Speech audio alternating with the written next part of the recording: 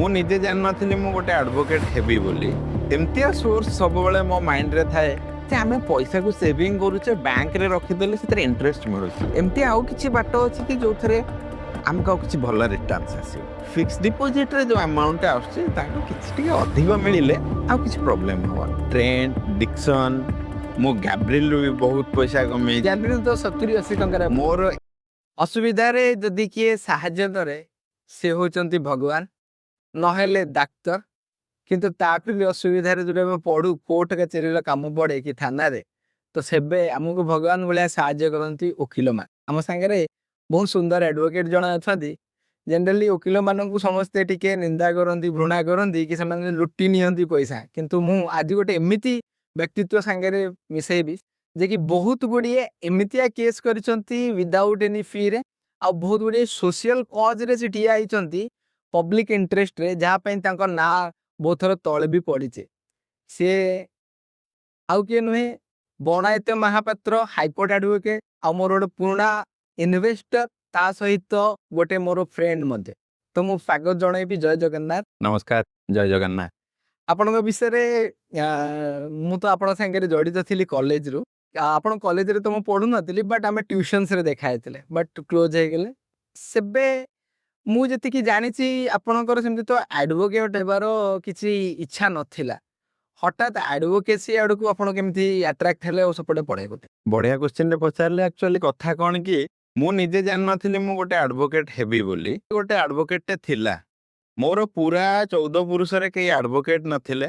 But ମୁଁ ଜାଣିଛି ନିଜକୁ ଯେତେବେଳେ ଆନାଲିସିସ୍ କଲି, ଯେତେବେଳେ ପଢା ସରିଲା, ଯେତେବେଳେ ମୁଁ ଆନାଲିସିସ୍ କଲି ନିଜକୁ, ଚାକିରି କରିବା, ଇଏ କରିବା, ସିଏ କରିବା, ମୁଁ ଦେଖିଲି ମୋ ଲାଷ୍ଟ ଆଉ ପାଷ୍ଟ ଲାଇଫରେ ମୁଁ ସବୁବେଳେ କାହାର ଦେହ ଖରାପ ହେଲା କାମାକ୍ଷାନଗରରୁ ତାକୁ ମୁଁ କଟକ ନେଇକି ଆସେ। କାହା ଘରେ ଝଗଡା ହେଲା ତାକୁ ସେ ଥାନାକୁ ଗଲା, ମତେ ଡାକିକି ନିଅନ୍ତି ଥାନାକୁ। କଣ ପାଇଁ ନା ବାଇ ଡିଫଲ୍ଟ ମୋ ଘର ସାମ୍ନାରେ ବ୍ୟାଙ୍କ, କୋର୍ଟ, ମେଡିକାଲ ଆଉ ପୋଲିସ ଷ୍ଟେସନ ସବୁ ମୋ ଘର ସାମ୍ନାରେ। ତ ଯେତେବେଳେ ମୁଁ ମୋ ନିଜକୁ ଆନାଲିସିସ୍ କଲି, ମୁଁ ତ ସବୁବେଳେ ସମସ୍ତଙ୍କୁ ସାହାଯ୍ୟ କରିବା ପାଇଁ ଯାଉଛି, ସମସ୍ତଙ୍କ କାମରେ ଯାଉଛି, ତ ଏଇଟାକୁ ପ୍ରଫେସନ କାହିଁକି ବନେଇଦବାନି। ଏଇ ଜିନିଷଟା ଯେବେ ମୁଣ୍ଡକୁ ଆସିଲା, ଡିସ୍କସନ କଲି। ମୋର ବେଷ୍ଟ ଫ୍ରେଣ୍ଡ ମୋ ସାମ୍ନାରେ ଯିଏ ବସିଛନ୍ତି ତାଙ୍କ ସାଙ୍ଗେ ଡିସ୍କସନ କଲି। ମତେ ବହୁତ କୋପରେଟ୍ କରିଥିଲେ। ମୋ ମାଇଣ୍ଡକୁ ବହୁତ ଚିନ୍ତା କରିକିରି ମତେ ସେ ଏଇ ଲାଇନଟାକୁ ଚୁଜ୍ କରିବାର ଥିଲା। ଆଉ ମୁଁ ଜାଣିଥିଲି ସବୁଆଡୁ ଗୋଟେ କଷ୍ଟ, ଗୋଟେ ଦୁଃଖ, ଆଉ ଗୋଟେ ଏ କଣ ଓକିଲାତି କରୁଛି ଆଉ, ଏଇଭଳିଆ ଗୋଟେ ୱାର୍ଡ ମତେ ଶୁଣିବାକୁ ପଡିବ। ଆଉ ଆଡମିସନ କରିବା ଆଗରୁ ଏଇ ଯୋଉ ୱାର୍ଡଟା କହିଲି, ଯୋଉ ଷ୍ଟାଇଲରେ ମୁଁ କହିଲି, ଏଟା ମତେ ରାତି ସାରା ଶୁଣା ଯାଇଥିଲା। ତାହେଲେ ମୁଁ ଯେତିକି ଆପଣଙ୍କୁ ଜାଣିଛି, ଚିହ୍ନିଛି, ଗୋଟେ ଜିନିଷ ମତେ ଭଲ ଲାଗେ ଆପଣଙ୍କ ଭିତରେ, ଆପଣ ଯୁକ୍ତିଟା ଭଲ ବାଢି ପାରନ୍ତି ବହୁତ ମାର୍ଜିତ ଭାଷାରେ। ଆଉ ସାମ୍ନା ଲୋକକୁ କଷ୍ଟ ନ ଲାଗିକି ବି ଆପଣ ଆପଣଙ୍କ କଥାଟାକୁ ରଖିପାରନ୍ତି, ଯୋଉଟା କି ମତେ ଭଲ ଲାଗିଥିଲା। ସେଥିପାଇଁ ମୁଁ ଆପଣଙ୍କୁ ଗାଇଡ କରିଥିଲି ଯେ ଓକିଲାତି କରିବାଟା ଆପଣଙ୍କ ପାଇଁ ଉପଯୁକ୍ତ ହଉ। ଧୀରେ ଧୀରେ ଆପଣ ଓକିଲାତି କରିବା ସାଙ୍ଗରେ ଷ୍ଟକ୍ ମାର୍କେଟ ଆଡେ ଆଟ୍ରାକ୍ଟ ହେଲେ।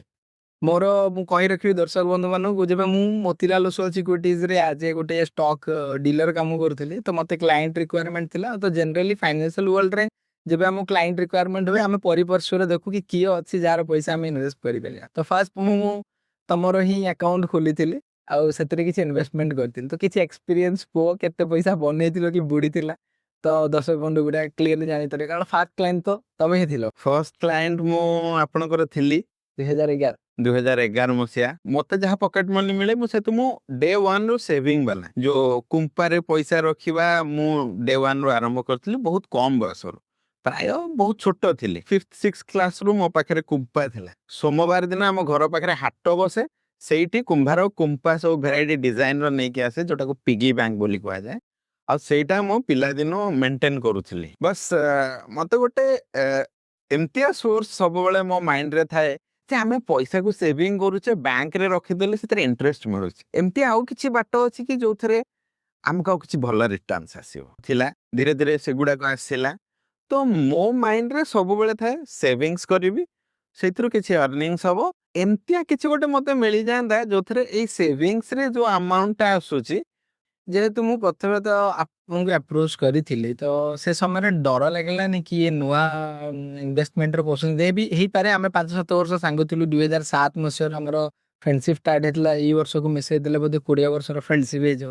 ବଟ୍ ସେଇନା 4-5 ବର୍ଷର ହିଁ ସମୟ ଥିଲା। ତାପରେ ବି ଫାଇନାନ୍ସିଆଲି ରିସ୍କ ନେବାଟା କ'ଣ ଚେକ୍ କରିକି ପଇସା ଦେଲି। ବୋଧେ ଆପଣଙ୍କର ମନେ ନାହିଁ, ଆପଣ ମତେ କହିଥିଲେ ଯେ ଆମେ ଷ୍ଟକ୍ ମାର୍କେଟରେ ପଇସା ଲଗେଇବା କି? ତୁମେ କିଛି ପଇସା ରଖିଛ କି? ମୁଁ କହିଥିଲି ହଁ ଭାଇ ମୋ ପାଖରେ 27,000 ଟଙ୍କା ଅଛି। ବଟ୍ ସେଇ ଜାଗାରେ ଆପଣଙ୍କର ମନେ ନାହିଁ। ଆପଣ ମତେ ପଚାରିଥିଲେ ଭାଇ କେତେ ଟଙ୍କାର ରିସ୍କ ନେଇପାରିବ? ଏଇ ଯୋଉ ପ୍ରଫେସନାଲିଜିମଟା ଡେ ୱାନ୍‌ରୁ ମତେ ଭଲ ଲାଗିଲା। ମୁଁ ମୋ ସାଙ୍ଗ ବୋଲି ବିଶ୍ୱାସ ତ ଥିଲା, ଅଛି, ରହିବ। ବଟ୍ ଯୋଉ ପ୍ରଫେସନାଲିଜିମଟା ମତେ ପୁରା 100ରୁ 100 କନଫିଡେନ୍ସ ଦେଲା। ଯେତେବେଳେ ମତେ ପଚରାଗଲା କେତେ ଟଙ୍କାର ତମେ ରିସ୍କ ନେଇପାରିବ, ଆଉ 27,000 ଟଙ୍କା ମୋ ପାଖରେ ସେତେବେଳେ ଥିଲା ପକେଟ ମନି, ଯାହାର ରିସ୍କ ମୁଁ ବି କହିଥିଲି ଭାଇ ମୁଁ 5,000 ଟଙ୍କା ପର୍ଯ୍ୟନ୍ତ ରିସ୍କ ନେଇପାରିବି। ଆଉ ସେଇଠୁ ଆମର ଜର୍ଣ୍ଣି ଷ୍ଟାର୍ଟ ହେଇଥିଲା ଷ୍ଟକ୍ ମାର୍କେଟ। ମୋର ମନେ ଅଛି ସେଇନା ବହୁତ ମୋଟା ଡିମାଟ ଆକାଉଣ୍ଟ ଫର୍ମ ଆସିଥିଲା। କେତେଟା ସାଇନ୍ ମାରିଥିଲେ? 72ଟା ସାଇନ୍ ମୁଁ ମାରିଥିଲି। ଓକେ।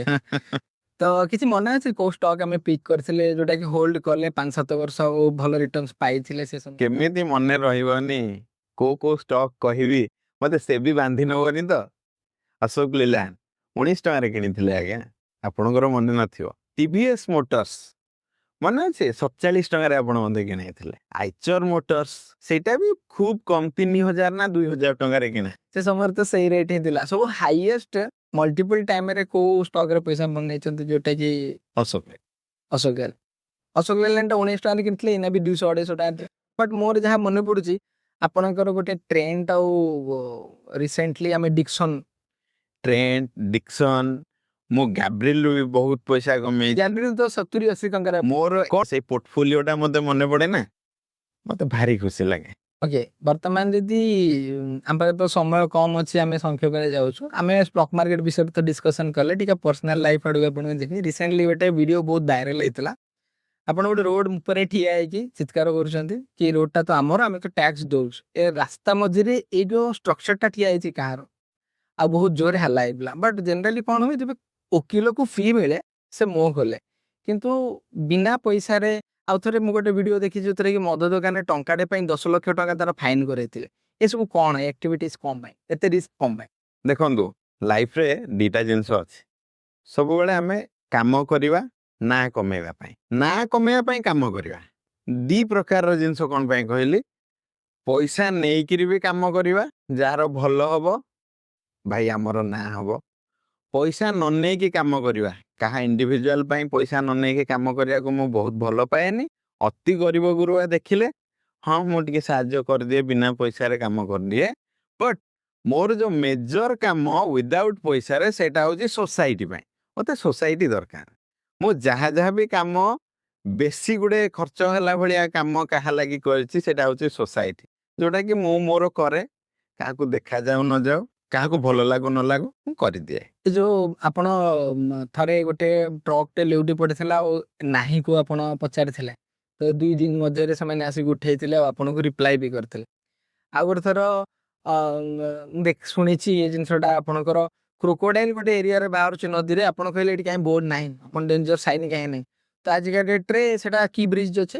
ସେଟା ଆମର ଯୋଉ ଆପଣଙ୍କର ଧବଳେଶ୍ୱର ଭାଇ ଚାରବାଟିଆ ବିଚ୍ କ'ଣ ପାଇଁ? ନାଇଁ, ସେଟାକୁ ନୂଆପାଟଣା ବ୍ରିଜ ବୋଲି। ନୂଆପାଟଣା ଭାଇ, ଆପଣ ଯୋଉ ଭିଡ଼ିଓ କଲେ ତାପରେ ତାର ପୋଷ୍ଟ। ତାପରେ ଗଭର୍ଣ୍ଣମେଣ୍ଟ ତରଫରୁ ଭଲ ପୋଷ୍ଟର ମାରା ଯାଇଥିଲା।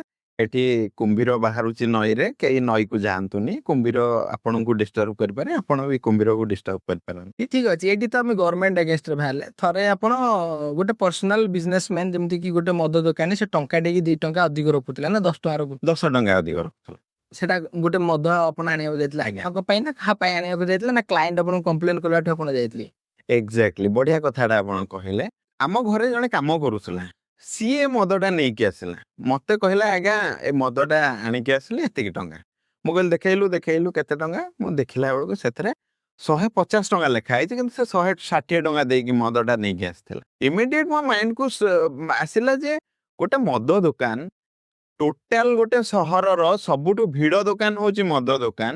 ଆଉ ଦୋକାନ ମାନେ କ'ଣ, ଏଠି ଆଇନ ପଳେଇ ଆସିଲା, ଖର୍ଦି ବିକ୍ରି କଥା ଆସିଲା। ଆପଣ जो प्राइस टा ରାଇଟ୍ସ ଉପରେ କଥା यस कंज्यूमर राइट्स कथा आसिला जो प्राइस टा फिक्स अप हेची एई प्राइस रे तुमे बिकिबो दैट इज एमआरपी माने मैक्सिमम रिटेल प्राइस माने ताहाटू कम पैसा रे से बिकिबा कथा सेटा 150 टका से सेटा कम पैसा रे बिकिया कथा सी 150 टा 160 बिकुची इवन इफ आहुरी केते प्रकार रो मद बोतल मु सेठी देखिल से 30 टका 40 टका अधिक नउची सेठी ତା ପାଇଁ କଣ ଆପଣ ପଦକ୍ଷେପ ନେଲେ କଣ ତାର ऑन दैट वेरी मोमेंट मु तार गोटे वीडियो कली आउ ताकू कंज्यूमर प्रोटेक्शन एक्ट रे नोटिस कली आज वेल एज ट्वीट कली मु अबकारी विभाग को ट्वीट कली अबकारी आईआईसी को ट्वीट कली ପ୍ରତିରୋଧ କିଛି ପ୍ରତିକାର କିଛି अबकारी एसपी अबकारी मंत्री एंटायर सिस्टम को मु ट्वीट करी जणैली लोक माने भी जानिले आउ जहा हो मु खबर पाइबा आगरु मते आउ जणे लोक सेठिकार लोकल लोक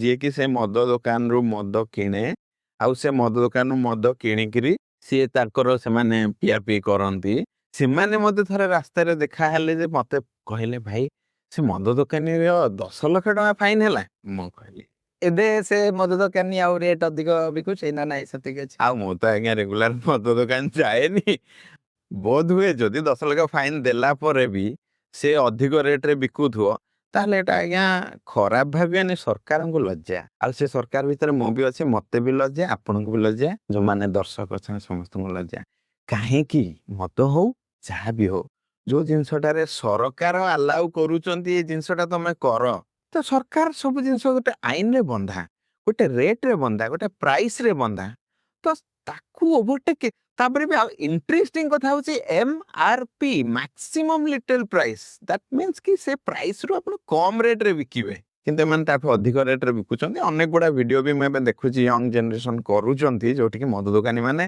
अधिक पैसा रे बिकुचंती आ मोर सबले रिक्वेस्ट रहिबो अबकारी विभाग एवं अन्य समस्त विभाग रे वैरायटी करप्शन चली किंतु जो जिंस गुडा आखि को आसुची से गुडा बंद करंतु ଏଥର ମୁଁ ଶେଷ ସମୟକୁ ପହଞ୍ଚି ଗଲୁଣି ଅଳ୍ପ ସମୟ ଆମ ପାଖରେ ଅଛି କିଛିଟା କୁଇକ୍ କ୍ୱେଶ୍ଚିନ୍ ପଚାରିବି ଆଉ ମୋର ଷ୍ଟୁଡେଣ୍ଟସ୍ ମାନେ ଆପଣଙ୍କୁ ପଚାରିବାକୁ ଚାହୁଁଛନ୍ତି ମ୍ୟୁଚୁଆଲ ଫଣ୍ଡ ନା डायरेक्ट स्टॉक्स କାହିଁକି रिटर्न्स म्यूचुअल फंड्स तो सही है म्यूचुअल फंड में भी रिटर्न ଦେଇଛେ म्यूचुअल फंड सही है अच्छा नहीं है କିନ୍ତୁ डायरेक्ट स्टॉक रे इन्वेस्टमेंट कला बेलକୁ रिस्क भी बढ़ी जाଉଛି ज्ञान नॉलेज गेन करिया पड़ियो କିନ୍ତୁ डायरेक्ट स्टॉक्स ଭଲ रिटर्न दो बहुत भलो रिटर्न देछि ତାପରେ जेन जी ना मिलेनियल्स जेन जी ओके वुमेन मानक ऊपर क्वेश्चन आसी जो लेडीज माने आजिका डेट रे बोल्ड ड्रेस पिंधुचंती लोक कहउचंती थिपई क्राइम होउछ तो सेटा पिंधिबा कथा ना ना आपन कहउचन ना कंजर्वेटिव रही कि पुराना स्टाइल ड्रेस बा पिंधबा आज्ञा एठी तो बहुत कंट्रोल करके ड्रेस पिंधुचंती